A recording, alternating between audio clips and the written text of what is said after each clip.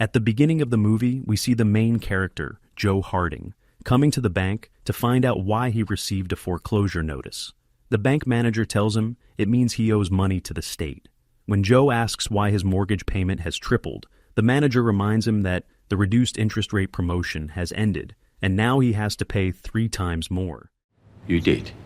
I did what? You sold me this crap. The elderly man is outraged because he lives with his daughter and granddaughter, and they can't afford to lose their home. Moreover, when signing the agreement, the manager said the likelihood of the rate increasing was minimal, but now the manager insists on his position. Ladies and gentlemen, thank you for your attention. We've come to make a withdrawal. At that moment, 3 masked robbers burst into the bank. They demand that everyone except the tellers lie on their backs, raise their arms and legs, and freeze in a cat pose.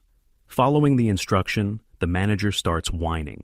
One of the robbers notices this and tells him to stay quiet. Then Joe says that his muscles have cramped, and the robber allows the elderly man to sit up. Joe hands the robber his foreclosure envelope.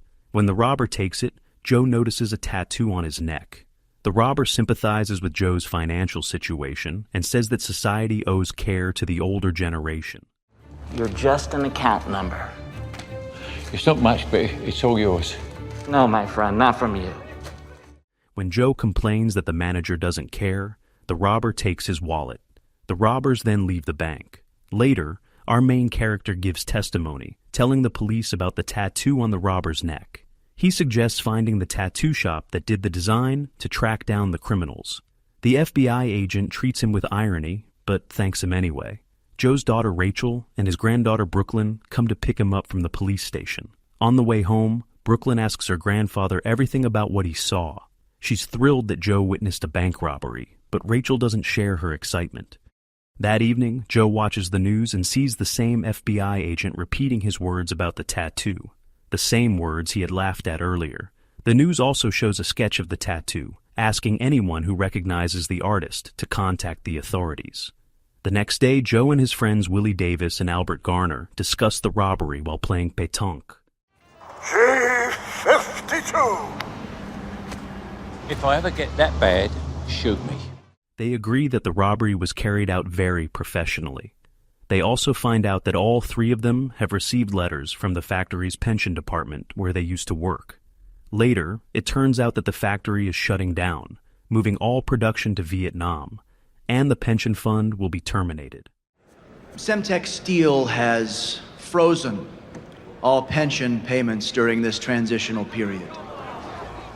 That evening, the 3 friends sit in a diner, trying to figure out what to do next. Joe suggests hiring a lawyer. Willie objects, saying they probably wouldn't live long enough to see the court's decision. When Joe gets home, he finds another notice from the bank, this time a red one, saying that his house will be taken away in a month.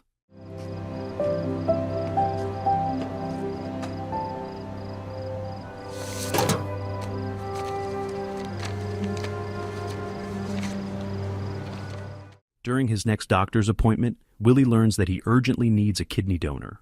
Because of his age and insurance status, he's at the very end of the transplant waiting list, so the chances of finding a donor on his own are almost 0. Willie promises to ask his relatives and friends, but during a video call with his daughter and granddaughter, he doesn't mention his illness. Meanwhile, Albert gives saxophone lessons to a teenager, but the boy can't play at all. The student hates the saxophone, and Albert tells him not to torture himself, or the instrument. After leaving the student's house, Albert chats with the boy's grandmother, Annie, who flirts with him and says she saw him perform with the famous jazz musician Stan Getz back in 1977. Joe picks up his granddaughter from school, even though she insists she's old enough to walk home alone. After all, she's already 14. Brooklyn shows him her biology test, which she aced, and reminds him that he promised to buy her a puppy for her good grades. That evening, the friends gather at a diner to celebrate Willie's birthday. They give him a wristwatch with a photo of his granddaughter on it, and he puts it on right away. Suddenly, Joe says he's been thinking about the bank robbery. What was that? I'm thinking of robbing a bank. Everyone laughs it off, but then Joe shows them the bank notices and explains that he's about to lose his home. The banks have ruined millions of lives without ever facing consequences. Joe suggests the three of them rob a bank, escape with the money, and secure their retirement. In the worst-case scenario, they'll end up in prison, which means a bed, 3 meals a day, and healthcare better than what they have now. Joe is convinced they won't get caught because they have experience and skills on their side. After the party, they call each other, and Willie agrees to join the robbery. Albert refuses at first, but eventually gives in. As a practice run, the friends decide to steal groceries from the supermarket where Annie works. Willie and Joe leave Albert in the car, but he follows them anyway. Annie immediately notices him, helps them pick out groceries, and flirts with him. Albert insists he's not looking for any kind of relationship. Meanwhile, Willie and Joe's actions attract the attention of the store's security. The men try to quietly leave and get into the car with the stolen goods, but realize Albert isn't behind the wheel, which means they can't escape right away. Joe then steals an electric mobility scooter from one of the customers. At that moment, the security guard blows his whistle, and Willie jumps into a shopping cart. After a short chase, during which Willie uses a bag of flour as a makeshift smokescreen, they're caught anyway. Albert is also detained, even though he didn't steal anything. The guard just ran after him, and he reacted. All their actions are caught on camera, but the store manager forgives the unlucky thieves since they're quite old. He even gives them discount coupons and asks them not to steal again, or at least not from his store.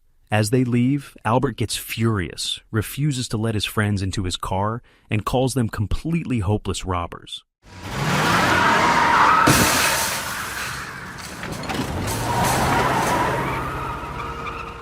When he drives off, Willie sighs and admits that Albert is right. Joe decides they need advice from a professional. They contact Joe's former son-in-law and ask him to introduce them to someone capable of committing a crime. Meanwhile, Albert returns to the supermarket, where he runs into Annie again. He once more tells her he's not looking for a relationship. But the woman insists that's no reason to deny himself pleasure.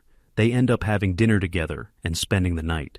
The next morning, Albert shows up at the diner in great spirits but still refuses to take part in the robbery. At the same time, Willie is reading the newspaper. Their pension funds are being seized by the same bank that plans to take Joe's house. All three friends had been loyal customers of that bank for many years, only to discover now that it's stealing their retirement money. The friends are shocked. This becomes the last straw, and Albert finally agrees to the robbery. They go to see Jesus, a pet shop owner, who's also a professional criminal. The men promise him 25% of the profit and no risk, since they'll handle everything themselves. Jesus explains that robbing a bank can get them a life sentence if they're caught. Joe argues that he has nothing to lose. His house will be taken soon, and his pension is gone. The criminal is impressed by Joe's speech and agrees to help. That evening, sitting in a pub, the friends discuss how much money to take from the bank. Joe calculates how much was stolen from them and says that if they manage to get more, they'll donate the difference to charity. With Jesus' help, they create a detailed plan. They learn the location of the cameras, prepare a getaway vehicle, start exercising to improve their fitness and not look like old men, and arrange solid alibis. The would-be robbers even practice shooting, but Jesus warns them that killing someone during a robbery is one of the worst mistakes they could make.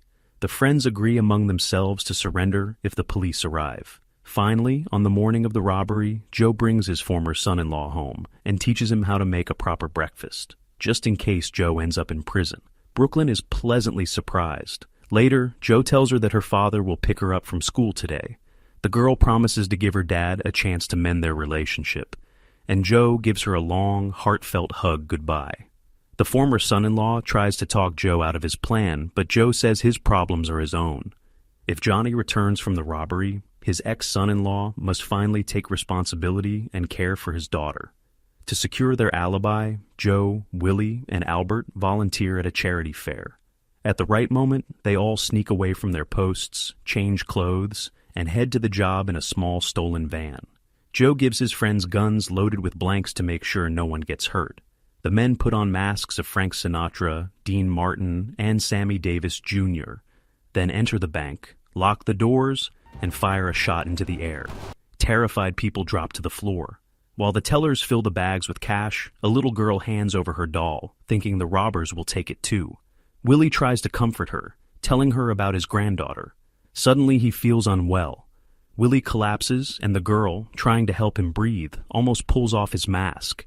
She also notices the same wristwatch with his granddaughter's photo on the dial. Taking advantage of the robber's confusion, a bank employee presses the alarm button, and the manager grabs the guard's gun that had fallen on the floor. The manager threatens the friends and orders them to lie down. Joe threatens him back, but in the end, the manager fires an entire magazine, missing every shot. Joe tells the manager that he's about to meet his maker and fires the gun himself.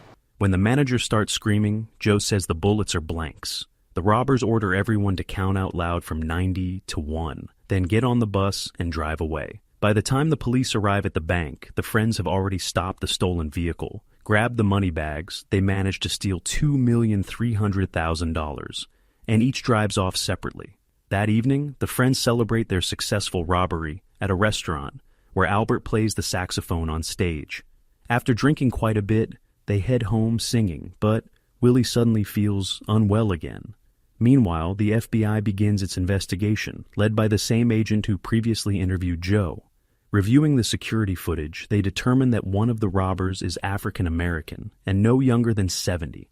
Joe and Albert visit Willie in the hospital, where the doctor tells them he urgently needs a kidney transplant. Meanwhile, Willie watches the news in his room. The bank manager gives an interview, claiming the robbers were very young and agile since they managed to dodge all the bullets. Albert is furious that Willie didn't tell them about his medical condition, while Joe says he's ready to donate his own kidney tomorrow if needed. At the same time, the FBI agent appears on the news, saying the robbers were likely elderly. The administrator of the supermarket, the same one where the three friends once tried to steal groceries, contacts the FBI. He compares the surveillance footage and realizes that the suspect's height, weight, and even walking style match. The FBI arrests Joe and Albert. Willie, due to his health, remains in the hospital. The agents question all three friends about what they were doing on the day of the robbery. They tell the same story, how they woke up, had breakfast, and worked at the charity fair. Testimonies are also collected from witnesses: a diner waitress, a man with dementia, and a friend of the trio. Albert says that during the robbery, he was in the restroom because he has serious intestinal issues. Joe claims he was selling tickets at the fair's booth, while Willie worked in the haunted house, scaring visitors. After the robbery, Albert melted the masks and fake guns in a factory furnace, then re-entered the restroom through a removable back wall and exited through the door just as he had entered, all of which was captured on surveillance video. Meanwhile, Joe took a cab to see Jesus and gave him the bags of money to launder, and Willie returned the stolen vehicle to its place.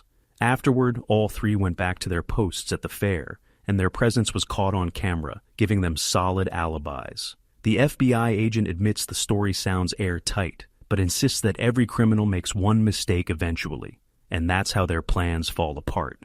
He takes Joe and Albert to the hospital, where Willie is. There, Willie and several elderly stand-ins are placed in wheelchairs and rolled into the gym. Then, the little girl from the bank, the one Willie comforted and who almost pulled off his mask, is brought in. She walks past the suspects and other old men, then stops in front of Willie and tugs on the agent's jacket.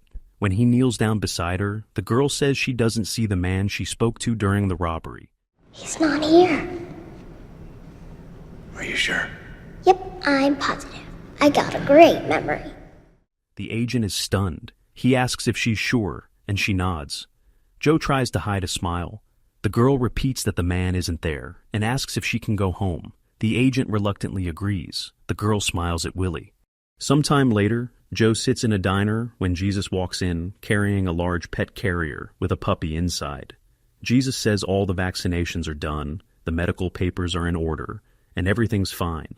Joe asks if Jesus took his share, but he shakes his head and says, "It's society's duty to take care of the older generation." Joe remembers that the bank robber said the exact same phrase.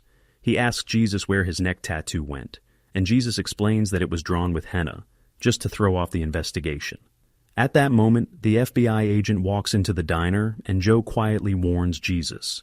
But the agent only returns Joe's wallet, which had been kept in the evidence locker. Joe introduces Jesus to the agent and says he runs a dog shelter. They shake hands, and the agent asks if Joe is getting the puppy for himself. Joe explains it's for his granddaughter. She's now an honor roll student. The agent asks if he can see the puppy. He kneels down beside the carrier, looks through the grate, and coos at the dog, unaware that bundles of cash are taped to the top of the carrier. Joe says it's time to take the puppy home before his granddaughter gets back from school.